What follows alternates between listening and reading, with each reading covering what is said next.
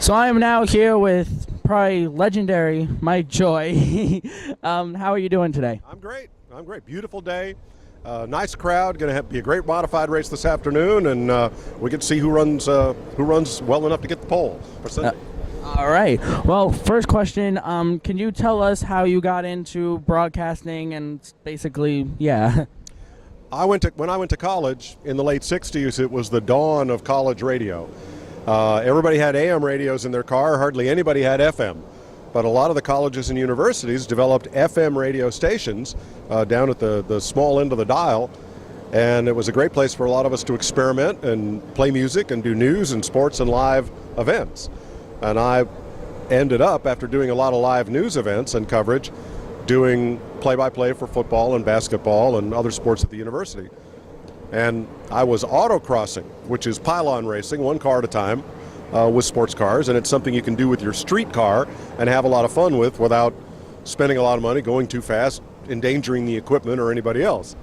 So we were running a race at Riverside Park in Agawam, Massachusetts at the Speedway there. And they said, well, you're a radio guy. During the times when you're not running your car, how about if you go up and get on the public address and explain to people what's going on? And I did, and the gentleman who owned the racetrack, Ed Carroll, heard that, and they were looking for a backup PA announcer for the stock car races. So he said, would you come next Saturday night, watch the races, see what you think if you'd like to do this? And I'm thinking, these old coupe-bodied cars with straight axle front ends, and all they do is go around an oval and turn left? Big deal, you know? But since I was part-time busting tires in a Firestone store, I thought, well, okay, this might be fun. And I went and watched the race, and in the Consi race, the last chance qualifier, two cars come off turn 4, side by side, sparks flying, one bounces off the wall, they bounce off each other, and one guy wins that by about a foot, and I'm hooked. I said, man, this is fantastic. So they hired me to announce the races on Saturday nights there.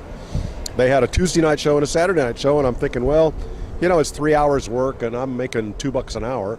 I said, I'm thinking, what if I charge them $10 for Tuesday and $15 for Saturday? Maybe that wouldn't be too much. And he comes and says, we want you to announce the races on Saturday nights, and you come about 6, and the races start at 7:30, and we're usually done about 10:30, and we'll pay you $25 a night. It's like, whoa! And I was hooked, and it was wonderful, and it was great fun. And the next year I added Thompson Speedway, and the next year added Malta, and then announced at Freeport and Riverhead on Long Island, and then added Stafford in 1975. Ken Squire would come down and do some of the major events, public address announcing at these tracks. He and I got to work together, and he brought me to MRN Radio and then later to CBS. So it's been a great ride, and I wouldn't change a thing. I love it. So after CBS, you got Fox, and then now you're here? The CBS deal ran 17 years. And in that time, I did, I think, 14 different sports for CBS, including all their auto racing and all their soccer. And then in 2000, the rights moved to Fox. Fortunately, at Fox were a lot of ex-CBS people that I had worked with. So they brought me in to anchor the team with Darrell Waltrip and Larry McReynolds. And 14 years later, I think we are the only 3-man booth in major professional sports on a national network who've been together that long. Holy cow, that's awesome. So just a quick question. So after you're like, whenever, I know you're one of those people that will go until the day you have to retire. But after that, what are you have any plans or anything, or? Yeah, they can nail the lid on the box, you know, because I'd like to do this for a long time and as long as I'm able. But, you know, let's face facts. There's going to come a time in everybody's life, because what we are saying right now is what we thought of a couple of seconds ago. There's going to come a time when not all of that works so well. And that's really the time to get out of the announcing business. But I think between what I do with the collector car auctions and what I do in NASCAR, you know, there'll be a place for me for a while, for at least as long as I want to. And, you know, that's going to be a long time. All right. So one last thing here. Actually, 2 more things. But first, do you have any advice for me going ahead to get to become someone like you, really? So you want to steal my job? That's basically it. I want to work with you. Okay, that's better. Most people, they just want my job, and I understand that. And that's okay. You're doing it. You know, you're on the internet, you're doing podcasts, you're doing interviews, you're getting to meet the people that you want to work with, and you're asking for advice, and you're starting to meet people and, get your face around. That's a big key. That's really important. So that when the day comes and somebody says, boy, we need an announcer to do A, B, or C, well, yeah, how about this fella? If they don't know who you are, they can't call you. So you're on the way, you're doing fine. If you could get some public address experience at a local short track, that would be so much the better. But I think, what you're doing, and this avenue wasn't available to us when I started. That's a great start. All right. Now, one last question. The Chase Grid, we've already seen one race, Chicagoland, probably the most exciting chase race to date. Well, yeah, looking ahead, who do you think will be the 2014 NASCAR Sprint Cup Series champion? I think in the championship race, I think you're going to have Brad Keselowski, Jeff Gordon. The other two are a little fuzzy from there. I think Jimmy Johnson or Dale Earnhardt Jr. And quite possibly Kevin Harvick. So I think your champion is going to come out of that group. But right now, with this new format, who could say? And that's the beauty of it. Nobody knows what's going to happen next. Brian France, when he charged the NASCAR people with creating this enhancement to the chase, he said, we want to have more Game 7 moments in our sport. So, okay. Now, Game 7 could be a one-hitter, could be a shutout, could be a blowout, could come right down to the final at bat, and that's what we're all waiting to see. All right. Well, thank you so much for the interview. And now let's head over to Larry and me. So I'm now with Larry McReynolds. Still really excited that I'm interviewing you. So today is Friday, and it's kind of cool. There is sun, but it is kind of cool. And on Sunday, they're saying it's going to be hotter. From a crew chief point of view, how do you set up the car knowing that it's going to change? Yeah, actually two things are going to change, I think, dramatically between now and the race on Sunday. One is it's going to be about 20 degrees warmer. Each day is supposed to gain about 10 degrees. We're looking mid to high 50s today, supposed to be in the mid 60s tomorrow, and by Sunday they're talking about maybe 77 degrees. So certainly that's going to mean a different, especially in the grip level of the racetrack. The other thing that's going to change, we have so many different series that are racing here. You've got the modifieds, you've got the ACT, you've got Sprint Cup, you've got the truck series. Is more and more rubber is going to go down on the racetrack. And I think it's one reason today, Devin, that we saw, a lot of teams made some race runs, but for the most part, like Brad Keselowski, who was fastest in practice, Clint Boyer was fast, they did not make any long race runs. They just dealt with what they have to deal with later on this afternoon. And that's qualifying. So we saw them making short 2 to 3 lap runs. Yeah, I think the drivers that made race runs today, all they were able to do is put a little bit of data in their data bank, maybe A/B and some stuff, because tomorrow is going to be more of a true test about what they're going to be having to deal with on Sunday.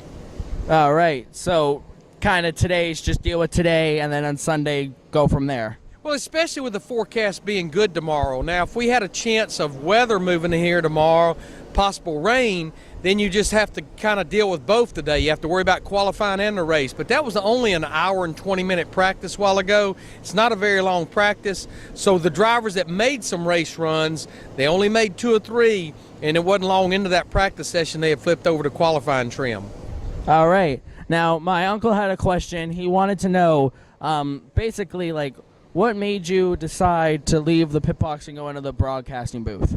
And that's really an interesting question, and I do get asked that a lot. Being a crew chief for 18 years, I never saw myself doing anything outside of being a crew chief. I figured when they threw dirt in my face that I'd still be going 2 tires or 4 tires. I just never envisioned doing anything different. Loved what I did every single week at the racetrack. But in the mid-90s, or mid to late 90s, I actually did some part-time broadcast work for a production company out of Charlotte, World Sports. It was actually owned by Patty Wheeler, who is the daughter of the famous Charlotte promoter Humpy Wheeler. And they did the production for NASCAR for some races on TBS and what was then known as TNN, and even did some CBS stuff. Well, they came to me in 95 and wanted me just to do some part-time stuff for them, maybe on an off weekend, or maybe like a Saturday truck race before a cup race like what we've got here this weekend. So I did that for 4, 5, 6 years. Didn't make a lot of money, but I knew I really enjoyed doing what I'm doing. But I still never saw myself doing it for a living. It never even crossed my mind. And then at the end of 1999, when the new TV package for 2001 was put in place with Fox and NBC, it was December of 99. I remember exactly where I was. I was in the body shop working with the fabricators, getting our Daytona car ready to go test in January. They paged me to the phone. An Australian-speaking gentleman by the name of David Hill was on the other end of the phone, introduced himself as the chairman of Fox Sports. He said, I'm sure as you know, we've created the new TV package along with NBC moving forward for 2001, but we're starting to think about who we want to get for our broadcast team. He said, we're not sure who the play-by-play guy is going to be, which obviously we know today it was Mike Joy, which I'm a little prejudiced, but no doubt in my mind the best in the business. He said, we've already hired Darrell Waltrip for the driver analyst, and we want to kind of do what we've done with our other broadcasts like in NFL and baseball. We want to create a team where we have the play-by-play and analysts that has been in the sport. And he said, we've hired Darrell and we've kind of watched some of your tapes and some stuff you've done. We like what we see. We like the energy that you have. And we want to know if you would at least have conversation with us about doing it. I had several conversations with him, and it was a very tough decision. It's a decision that I involved my wife Linda, my kids in. I wanted to make sure that we all signed off on this. And there were two reasons that I was really looking hard at doing it. One, they were only offering me a 2-year deal at that time, and I felt like if I went and did it for 2 years, as long as I stayed engaged with the sport, that if they didn't like me at the end of 2 years or I didn't like them, I could always go back and be a crew chief. The other reason, I knew that it was going to be a very small box of people that were going to be doing what I was going to be doing, a crew chief analyst for NASCAR, and I was so afraid if I didn't take it that the opportunity may never come back to me, and I would always look back over my shoulder and say, what if?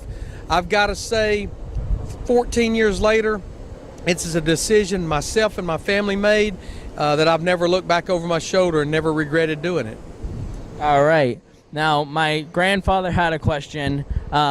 Is there ever a day that when you're in the broadcast booth, you go, I kind of want to become a crew chief again, or are you good in the broadcast booth? Yeah, I don't know if I would ever want to become a crew chief again. I'm not sure I could do it again. I've been gone, obviously, for 14, going on 15 years, even though I still feel like I stay as engaged as anybody could ever stay as far as an analyst. There's so much things have changed.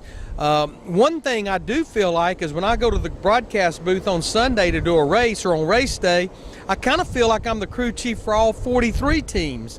The good news is I don't have to take the heat on Monday morning for a bad call that's made from the pit box. But with my son Brandon racing in the K&N West Series this year, I feel like trying to help his career because he drove for us for a number of years in Bandoleros and Allison Legacy and late model. I think that's kind of filled the competition void. People will ask me, do I miss being a crew chief? And my answer is absolutely. If I didn't miss it, that means I maybe wasted 18 years of my life. But I certainly enjoy doing what I'm doing. I do believe this, and I say this with confidence, I think with what I have seen from that broadcast booth for 14 years, that I maybe could not go be a crew chief again, but I think I could call the race from the pit box and maybe even do a better job with what I know today than I did when I stepped off the box in 2000. All right. Now, one last question. We've seen the Chicago race for the Chase Grid, probably the craziest Chase opener we've seen in a while.